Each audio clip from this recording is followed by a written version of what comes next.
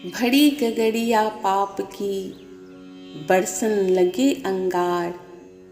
संत न होते जगत में जल जाता संसार। इसका अर्थ यह है कि अगर इस संसार में संत एवं अच्छे प्राणी न होते तो ये संसार कब का खत्म हो गया होता। ऐसी ही एक कथा है। समुद्र के किनारे एक गांव बसा हुआ था और उसी गांव में कृष्णाबाई नाम की एक बूढ़ी माता रहती थी। कृष्णाबाई का असल नाम सुखिया था, लेकिन कृष्ण के परम भक्त होने के कारण पूरे गांव वाले उन्हें कृष्णाबाई के नाम से जानते थे और उसी नाम से पुकारते भी थे। कृष्णाबाई अपने छोटे से झोपड़े में रहती थी और घर घर झाड़ू पोछा खाना बनाना ही उनका काम था। इसी से वह अपना जीवन यापन किया करती। कृष्णाबाई रोज फूलों की माला बनाकर दोनों समय श्री कृष्ण जी को पहनाती थी और घंटों कृष्ण जी की मूर्ति के सामने बैठकर बातें किया करती, बिल्कुल ऐसे जैसे कृष्ण उनके सामने बैठकर उनकी बातें सुन रहे हों। गांव वाले यह सब देखकर सोचते कि ये कृष्णाबाई पागल है।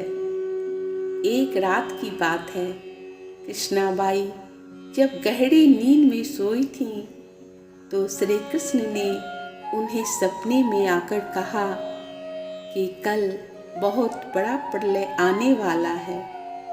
तुम इस गांव को छोड़कर दूसरे गांव चली जाओ।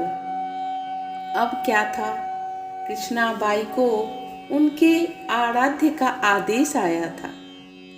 कृष्णाबाई ने अपना सारा सामान इकट्ठा करना शुरू कर दिया और गांव वालों को यह बताया कि बहुत बड़ा प्रलय आने वाला है।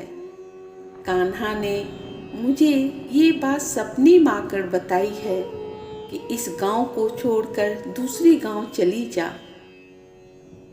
अब लोग कहाँ उस पागल माई की बात मानने वाले थे। जो भी सुनता ठहाके लगाता। कृष्णाबाई सबको ये बताती, अरे गांव वालों, मेरी बात मानो और इस गांव छोड़कर दूसरे गांव चलो। पर किसी ने उनकी बात पर ध्यान देना उचित नहीं समझा। तो कृष्णाबाई ने एक बैलगाड़ी मंगवाई और अपने कान्हा की मूर्ति और सामान लेकर बैठ गई। लोग उनकी मूर्खता पर हंसते रहे। कृष्णाबाई अपने गांव की सीमा पार कर अगले गांव में प्रवेश करने ही वाली थी कि उन्हें कान्हा की आवाज आई, अरे पगली, जा अपनी झोपड़ी में से वह सुई तो लेती आ, इससे तू माला बनाकर मुझे पहनाती है। यह सुनकर माई तड़प गई कि मुझसे यह भूल कैसे हो गई। अब मैं अपने कान्हा को माला कैसे पहनाऊंगी।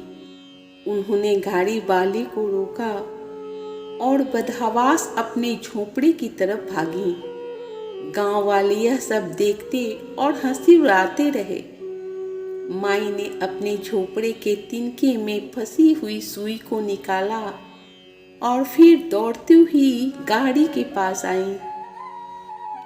गाड़ी वाले ने कहा, माई तू इतना परेशान क्यों हो रही है। कुछ नहीं होगा। माई ने कहा, अच्छा अब तू चल और जल्दी से अपने गांव की सीमा को पार कर। गाड़ी वाले ने ऐसा ही किया और जैसे ही गाड़ी सीमा के पार उस गांव में पर पहुंची कि पूरा गांव समुद्र में समा गया। सब कुछ जलमग्न हो गया। वह गाड़ी वाला भी श्री कृष्ण का परम भक्त था, जिस कारण प्रभु ने उसकी प्राणों की रक्षा की। प्रभु जब अपने भक्त की एक सुई की चिंता इतनी कर सकते हैं तो जरा सोचिए कि वह अपने भक्त की रक्षा के लिए कितना चिंतित होंगे। एक सुई उस गांव में थी तो पूरा गांव उस सुई के कारण बचा हुआ था। राधे राधे।